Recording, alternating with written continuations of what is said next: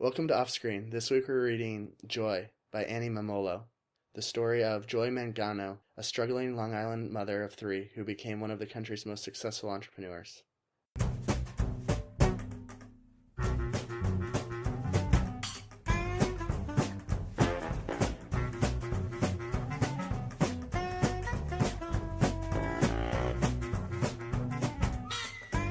Now, Annie Mumolo, if that's how you say it? Yeah. You said she is sadly not going to be credited for the screenplay for the final film, right? Correct. She gets a story She credit. got a story credit, but David O. Russell is going to get the sole screenplay credit, I guess. Which, the I guess... screenplay's gone under pretty major revisions since... yeah, that's what that must mean. Because, if anyone doesn't know, story by really means just the concept, basically.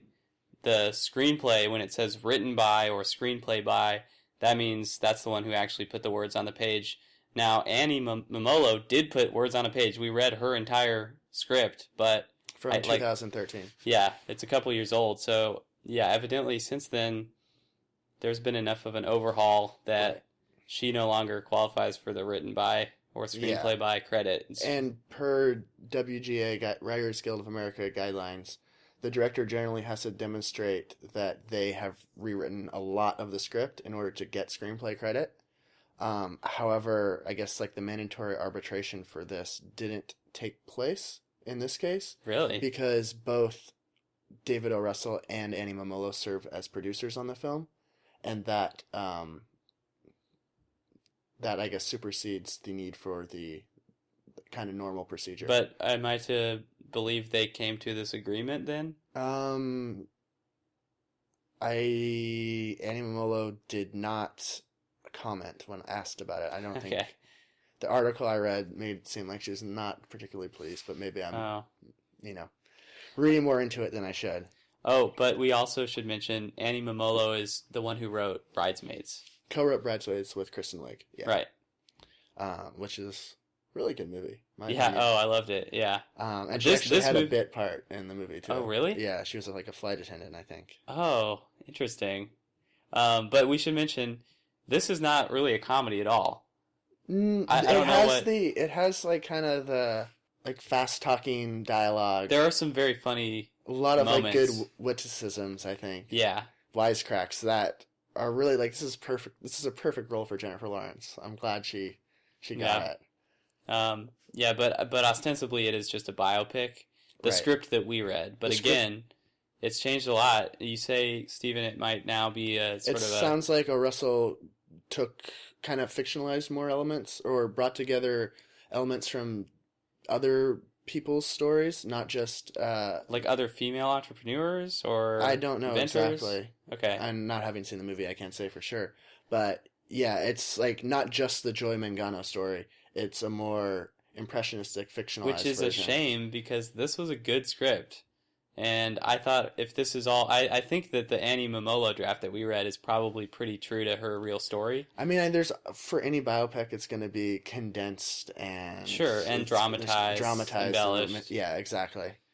But I thought it was a very good script, so it's sad that it has supposedly changed quite a bit. Right, and hopefully it's still true, at least to the spirit of the story, and Werner Herzog says something about his documentaries aren't an accountant's truth of the subject. They are an ecstatic truth. And what he means by that is that he's trying to capture the essence beyond the facts. Which I think is a kind of beautiful idea. I don't know if it really applies in this situation. Did you ever read The Things They Carried? I think it's Tim O'Brien is the author. It's about Vietnam. Sure. I don't think so. It's a bunch of his own retellings of things that happened to him in Vietnam. Mm-hmm. But he has a whole chapter in that book about how when he says he's telling a true, quote-unquote, true war story, it's like he's trying to be true to the feeling of it. Right. And sometimes to explain what it felt like to someone who's never been in a war, you have to exaggerate things a lot just to get it across to a normal person how crazy it was. So you're trying to convey the subjective experience of it. Yeah. Because I think, I don't know, my problem with most biopics, and I will say most, is that they just kind of Cliff's Notes a person's life into like really familiar beats, and it's kind of a tired. And there's a little bit of that here, I feel. A little bit, but I think overall I may even like this more than you. It's one of I think the best we've read so far. Okay.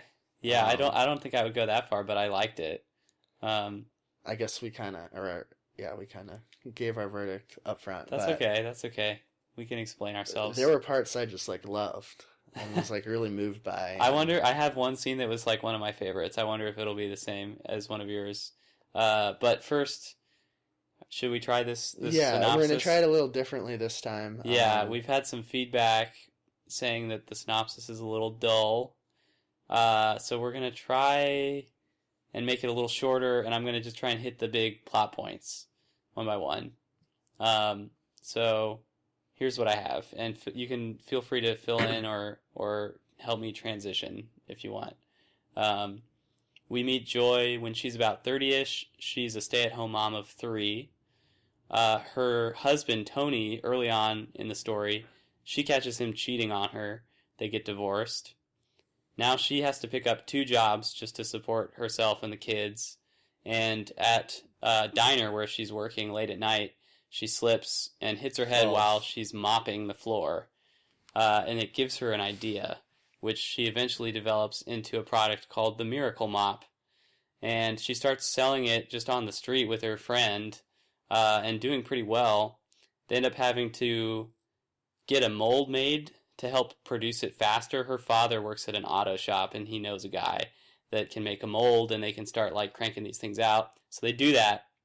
Eventually, Joy gets on HSN, and they have like sort of an infomercial spot, and just sell like a bajillion of these things.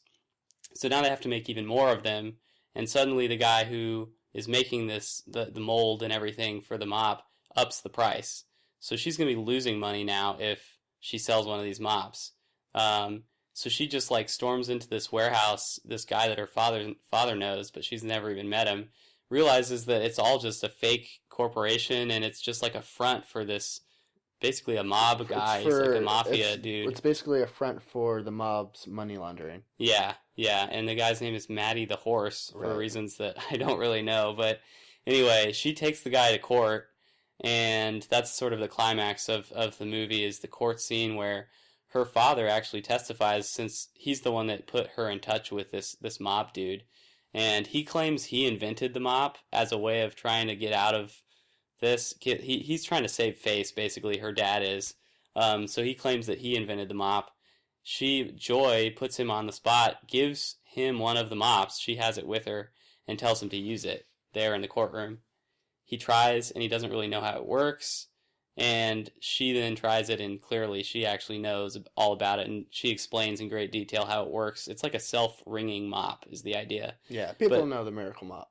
Do they? I didn't, but... Miracle Mop is kind of a big deal. Yeah, okay. Anyway, she proves that she was the one who actually invented it, and there was sort of a patent dispute with these mob guys, so she wins the case, and then we flash forward to her at the helm of this huge company that's doing very well. She's invented several other household products, and this is true. At the very end, there's like a little postscript that says that, as is always the case in these kind of movies. Yeah. That I guess her company to this day has grossed like $500 million, something like that. So she's now extremely wealthy and successful. But her family is like surrounding her. Right, and they say at the very end that to this day, if you ask her what she's most proud of, she says her children. Right. Yeah. So that's the gist of the story. There's your sort of synopsis. I think that was good. I think that was pretty good. Yeah. I don't know if we'll keep doing it this way, but we tried. Yeah. So you said you really liked this. What were the like standout things that you said you really liked? Which parts did you most enjoy? Steven? Yeah. Joy? Oh. You were distracted looking up. You missed. I was looking at my notes. No, props on the joke. I guess like big picture, I think this was a really compelling story. It was 137 pages, but it read really quick. Uh-huh. I think there are really good roles, like really good characters here. And I think, did we already say this? But I think Jennifer Lawrence is like the perfect person for this role. I don't know her work well enough to say that, but I trust you if you say so. Just like the kind of the mix of femininity and like grit. And like not taking no for an answer, not like backing down, not giving up. I think she really has exemplified that in other roles quite convincingly. I think one of my favorite characters was Ronnie, which is like her best friend who helps her from the beginning selling these mops on the street. But she's just like a really, I don't even know how to describe her. She's an Italian American. I think most of the people in this, they're all from Italian families. Right. And she's just like really insulting and rude at times, especially with her husband. She and her husband are always fighting. It's just really like in a way that it like really shows like their love for each other. It's endearing, but she's just really hilarious to me. But what are some of the moments that stood out? I have one. Okay, well, yeah, go for it. Okay, I wonder if this is one for you. But so I skimmed over this in the synopsis, but initially when she gets on HSN, it's just the mop on HSN. She's not there. It's someone else trying to sell it for her. Right, and it turns out marketing it to men. Yeah, so they have which is weird and they have not weird, but like marketing to men in the garage. It wasn't what she had intended. Yeah. Yeah, they have like a guy up there in a garage trying to use the mop. He doesn't really know what he's doing, and as a result, the infomercial does not sell many of the mops. Joy gets really upset and storms into HSN, and they end up putting her on, like, just on the spot. They put her on TV to sell it herself, and she does much better. But initially, right when she's starting on air, they go live, she's kind of freaking out. There's this great scene where, you know how on HSN sometimes or on these infomercials, they'll have, like, customers call in and say how much they love the product. Her friend, Ronnie, the character I was just talking about, she sees her kind of like floundering on TV and decides she's going to call in and talk to her. She poses as a customer. She makes up some other name. And she's like, this mop is the greatest ever, and tells this whole story, which is a true story that Joy actually knows of her. And so she immediately realizes, like, oh, this is actually Ronnie. And that helps calm her down. They get it back under control, and she ends up selling like a bajillion of these mops once she like finds her rhythm. She like breaks out of her stage fright and is able to just be herself. Yeah, once she starts talking with her friend. And that's one thing I liked about the screenplay is that when they were trying to first sell it, they were just like cold approaching people. But once Joy got to show people like who she was, and like she was selling herself, or like she spoke to like her own experience, which was a lot of other people's experience, and that was relatable. Yeah. And I think the screenplay does a really good job of including all of these small details that come together to reinforce that. When she goes on stage at the very beginning, the screenplay doesn't really shout it out loud. It puts it in all caps to draw your eye to it. But it really emphasizes how she doesn't have, there's no wardrobe for her. They didn't have that ready because she was going on in 15 minutes. They didn't have time to complete her makeup. They make a point. She didn't look like all these other HSN models. Right. They contrast her to like the stunning host of the show. The screenplay really makes a point of emphasizing her realness and like authenticity. Yeah. Although you're referring to one part that this is a small critique I had. Yeah. That part where she first goes on camera and she's kind of freaking out at first. Mm-hmm. They begin the screenplay with that.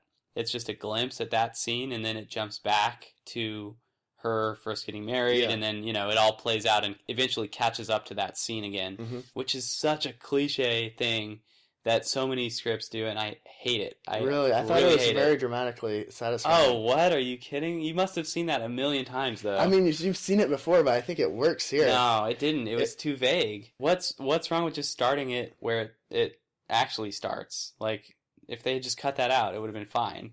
It did nothing. It added nothing to me. Again, this is a script I really like, but I hate that it fell into that really cliche trap. I don't know. It wasn't problematic for me. I think that scene was like really powerful and really empowering. It didn't take anything away, but it added nothing. And I think in a good script, everything has a purpose. There was no purpose for that. It was just a thing that they felt like was going to be a cool hook, but it was too vague. I didn't know where she was or what she was doing. So I thought it was pointless, and I didn't like it. Anyway, that was one small critique I had. One other thing. Yeah. Again, I really liked this script, but if I had to critique something, I would also say that Joy's character is almost too faultless in all of this. I'm not saying, if this is how it really happened, so be it, but I felt like it was painting her in almost too heroic a light. Like, she did no wrong in this whole script to me. She was just the beset mother of 3 with, 2 jobs and struggling, and has this brilliant idea. And the only reason it doesn't work out is because her dad hooks her up with this shady mafia dude. But, like, none of the problems or obstacles stem from her or any kind of a flaw in her. She does no wrong. Every time that she does something, it's like a hit. Her idea is a hit. When she finally decides to do the infomercial herself, she suddenly sells 1 billion mops. I don't know if it's true or not, but it seemed like it was lionizing her too much. Yeah. In an almost. I mean, it kind of makes 2 points, or there's kind of 2 points against that. I think the first is they kind of show her home life falling apart, where her youngest daughter, or eldest daughter, is kind of taking care of her 2 younger siblings. That's true. That was a good, really sad moment. It was a really sad moment, and it was really good because they set up beforehand that that's what Joy had to do. Once her mother and father got divorced. Let's back this up. Let's set this up a little more. Yeah. Earlier in the story, Joy tells the story of her mother, who found out that her husband was cheating on her, and instead of divorcing him, she just kind of like shuts down. Right. And Joy's like 10 years old or something. She was really young at the time, and she said ever since then she basically had to be her own mother and like take care of things and cook for herself and everything, and she really didn't want that to happen to her children. Yeah. Now, of course, she does get divorced, but she's still, which is like the strong choice. Right. I mean, she should have that. Yeah. Tony was cheating on her and being a dick, but she's still doing it. She's still working and supporting her children and really being there for them. But later in the story, when she finds out about this whole mafia thing and she doesn't have the patent for her mop anymore, she gets kind of depressed for a while and just kind of lies in bed and doesn't do anything for like, I don't know how long. They don't even specify, but she just wakes up at one point and sees that her children have had to make dinner for themselves, and it's like a really sad, like pickles on crackers or something is what they're eating, and realizes she is becoming like her own mother and she doesn't want that. Yeah. That was a really nice And then the scene. other moment, I thought that scene was very effective, especially because of how they set it up. And the other was when she's kind of going back and forth with her dad, Rudy. Mm-hmm. And she said, and Rudy kind of throws it at her that, you're lucky too. Not everyone strikes it rich on their first time. And it alludes to Rudy's failings as a businessman. It doesn't in any way excuse what he did.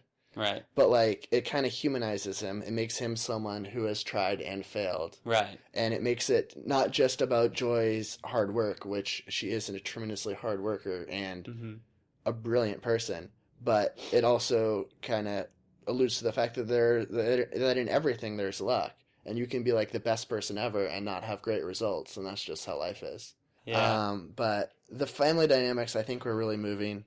At the end, when after her father even testifies against her, lies on the stand, testifies against her, basically chooses his reputation over his daughter, over his family, over the future of his grandkids, of his daughter. She sees that he knows that he messed up. And she still extends him the olive branch, and still she has a line after she has just totally embarrassed him in this court case by proving that he knows nothing about the mop. She's the inventor, and she wins the patent back.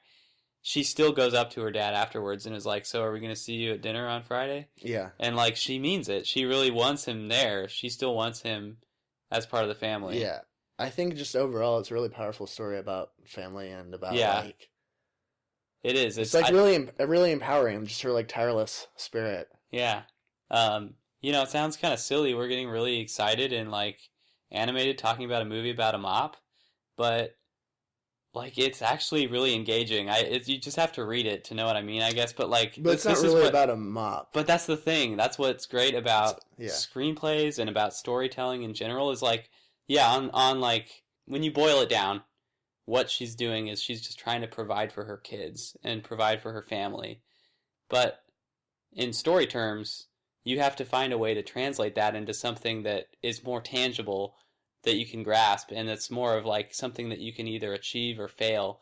Like, there's not going to be a time where you decisively, like, conclusively say, oh, okay, I did provide for my kids, or oh, I failed to provide for my. It's like an ongoing thing. So in a story, at the point of metaphors and symbols, you can come up with something that represents that, and that's what the mop is. And when she's able to sell these mops, she's doing it for her kids, and that's why it's so great. You can boil it all down to this court case where someone wins and someone loses, and if she wins, she can provide for her kids. And that's what I thought was so good about this, is that it perfectly aligned those things. It was a really good illustration of what her real intentions were. But I think also it's about like creation and invention. And she's not only creating this product, and it is like her business that she uses to provide for her kids, but she's also creating and inventing a version of herself that isn't tied down by like social norms. Yeah. And that's what I think makes it a really empowering movie. Going back to the moment of invention though, or that spark, the scene in which she gets the spark of the idea for the mop, I felt was a little bit cheesy. She's mopping the floor of the diner late at night. She slips, hits her head. It's like the thing with Doc in Back to the Future slipping on the toilet almost, and he has the idea for the flux capacitor. It's like sort of a cliche moment to have that spark of invention. Yeah, but I mean, probably how it actually. You think? I don't know how. But there were kind of two moments which I also liked. She initially slips while mopping and she gets the idea. She goes home and she works on it. Did you just Control F mop in this script? Do you know how unhelpful that is going to be? There's got to be like literally hundreds of instances of the word mop. Anyway, there's a lot. What was I saying? Oh, so she like gets the initial idea when she slips and hits her head, and she goes and tries to make it. It doesn't work at first, and she gets discouraged a little bit and throws it in the trash. And then she's like later on giving her kids a bath, and she's wringing out the washcloth, and that also further gives her the idea for the self-wringing mop. That was kind of a nice way of playing out that moment a little longer. And I think, I think the screenplay also, it really incorporates mopping into like her daily routine. Like it it's not like out of the blue. It's like something that she does like every single day. Yeah. So, like she's probably subconsciously, It felt a little heavy-handed sometimes. Like in the beginning also, they're trying to, I think, set her up as someone who's very resourceful and clever, and she fixes the problem solving. Yeah, she fixes the toaster. That's like in the first 10 pages somewhere, and it's like, all right, I get it. She's clever. I know where this is going. And also some of the mopping stuff felt a little like an infomercial at times, where it was hard and it felt like the black and white part of an infomercial where they're like, do you hate mopping? Do you hate having to bend down and blah, blah, blah? It's like, it felt a little exaggerated, but ultimately it worked. I'm getting a little picky, I think, because overall I did really like this. I'm reaching for criticisms, I think. I think also this writer, I just felt like she was using a bigger toolbox than a lot of the screenwriters that we have read so far, by which I mean she is incorporating a lot of what are supposed to be basic elements of screenwriting that a lot of people just don't take advantage of. Like, there were some parts that were handled really simply and elegantly without a lot of work. Like, there was, when her husband is cheating on her and she is getting divorced, she has to explain it to her kids. And there was a little bit of that in dialogue, but there's a part where it just says, let me find this. Oh, page 28. It just says, Joy gives them the news. I don't like that. I think that's a bit of a cop-out. I don't think it's a cop-out because she did have another scene where she does do the actual dialogue. This is later, I think. She's explaining the actual like repercussions of this to her kids, but I think it's a bold choice to do that. It shows confidence on the writer's part to me, and I can imagine that being in the movie, you see maybe like, it's like one of those shots where you're like outside of the house looking in through the window and you can't actually hear what they're saying, but she's telling her kids. Mm-hmm. And that's enough. You know what she's saying. You don't need to hear the actual No, I think words. You oftentimes do need to hear for like the important things like that. I don't know. Like I thought it was nice. That's a big deal. There's 100 other conversations that are less important that could be cut. I don't like it when like Scrubs, the TV show, do this all the time, where like they would skirt like the important conversation. They would always do like a montagey thing at the end, set the music with like these panning camera shots. Yeah, super obnoxious. And I don't know. There were some montages here, which I don't. There were some interesting montages. She would like name the montage. So she would be like, "This is the 7,000 mops montage," and then it would describe all the shots in the montage. Oh yeah, of her trying to produce 7,000 of the mops. That was kind of funny to me, but definitely weird. Yeah. But also, again, it shows confidence, which I think I like seeing that. It makes me feel like I'm in good hands, even if maybe the script isn't great, although this one I think was really solid. But it just, I don't know, it makes it more enjoyable when you feel like the writer is having fun and is confident. And there were like some pretty bold choices here. Like there was a lot of use of like dissolves and montages, and she actually described some of the shots she wanted, the kinds of the shots, which you don't usually get unless it's like a writer-director situation. Anyway, it made it more enjoyable for me to read, seeing those kind of bold choices. And I think Joy's struggle is really relatable for a lot of people, so if there is some shorthand, it's not really to the detriment of the screenplay. Yeah. Well, should we get to our verdicts? Although I think we've more or less given ourselves away. You want to go for it? Yeah. Okay. There's going to be a recommend in here somewhere. I'm trying to decide if it should be for the writer or for the script or both. I'll go ahead and give a recommend for both. Really? Yeah. Okay. I hate to be redundant, but I almost want to say the same. That's fine. This will be... If people have been clamoring for one script that we both liked. It hasn't happened yet. No one's been clamoring. What are you talking so much about? Clamor. What did I say for Yellowstone? Did I recommend both? I don't remember. Because that was like one of my other favorites. Can't believe that. Oh, whatever. That was a fine script. But, yeah, okay, recommend both. Cool. Yeah, I think this was... I guess maybe there wasn't, to what you said, like, Joy is kind of just a really good person throughout. Yeah. With her failings, like, only pretty minor, like, personally. Yeah. But overall, I thought it was a really good, compelling movie and read. If you can make me excited reading a story about a mop for, like, 130 pages, yeah, you're doing something right. Right. The scene where she goes on air for the first time and, like, is at a loss for words, or not a loss for words, but like is struggling to get it together, and then Ronnie calls in, and that motivates her, and then she just straight kills it. That was like so inspiring. Exhilarating. Yeah. Are you gonna buy a Miracle Mop? I probably could use a Miracle Mop. I don't know if I'll buy one. If it's $19.99, I'm gonna buy one. Why not now? Why not right now? Oh, I thought you meant the year 1999. No. If they're on sale for $19.99, like they are on the Home Shopping Network, then yeah, they got my $19.99. I've seen your place. You could use a Miracle Mop. Yeah, you're right. But don't go into my bedroom right now because it is a mess. Okay, next week we're reading a script from the new 2015 Blacklist called Set It Up by Katie Silberman. Two young assistants realize they can get more free time if they occupy their bosses by setting them up on a date.